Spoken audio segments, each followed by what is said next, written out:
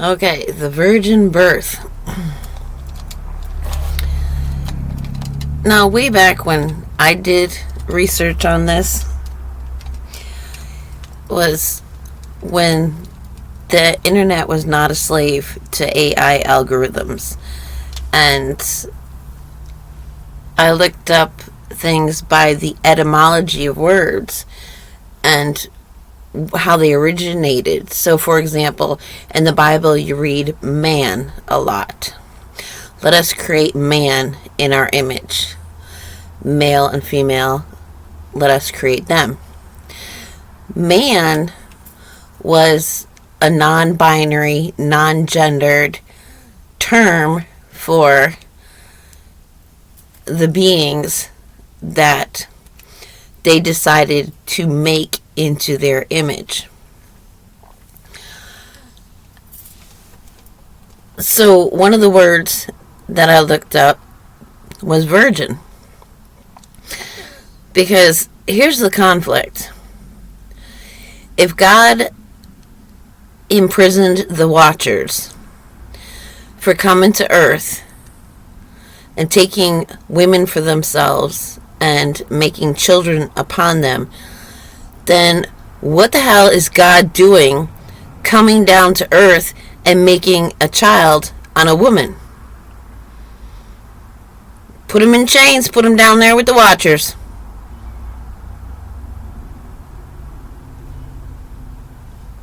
There has got to be a different explanation about this.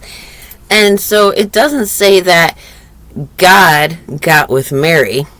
It says the Holy Spirit came upon Mary. Now, back in those days, I'm sure so many people are just going to fight this, just like they fight the word Elohim, being multiple gods. Tough tooties. Go away if you don't like it.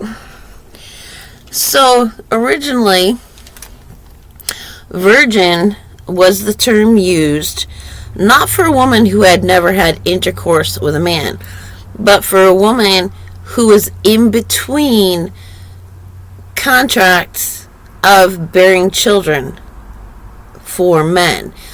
So, a woman could contract, alright, like the pagan ritual of hopping the broom or hand fasting, hand tying.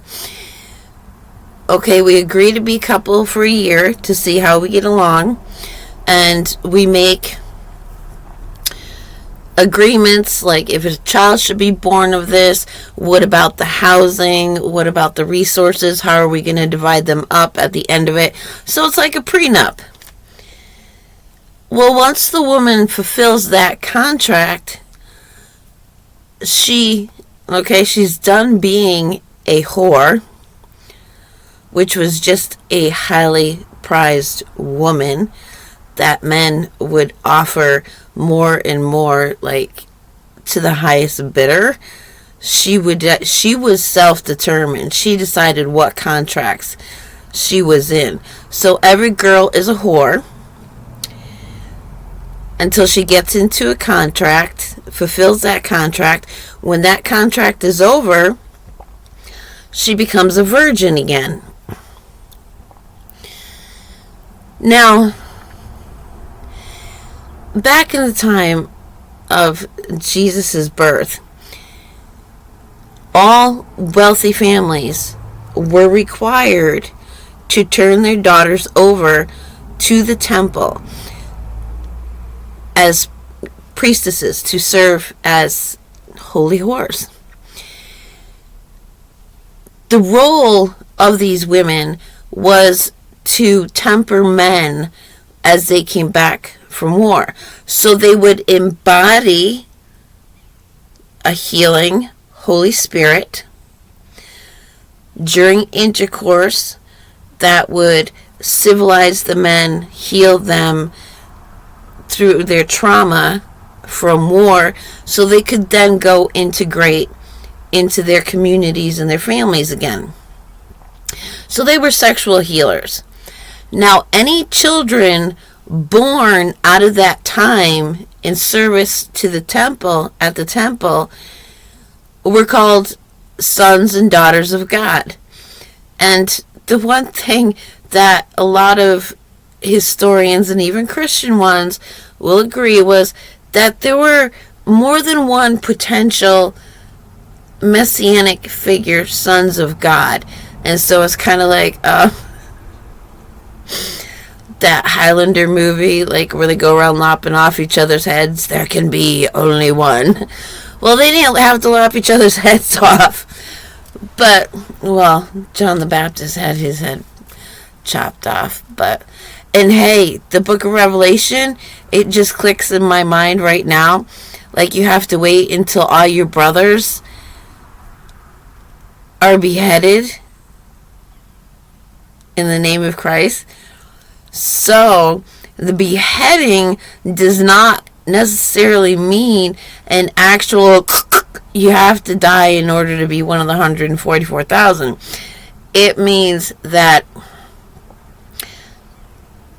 headship, that striving for that role as the messianic figure has got to end. So they go as far as they can, they level up as far as they can, and their limitation is where their head is cut off.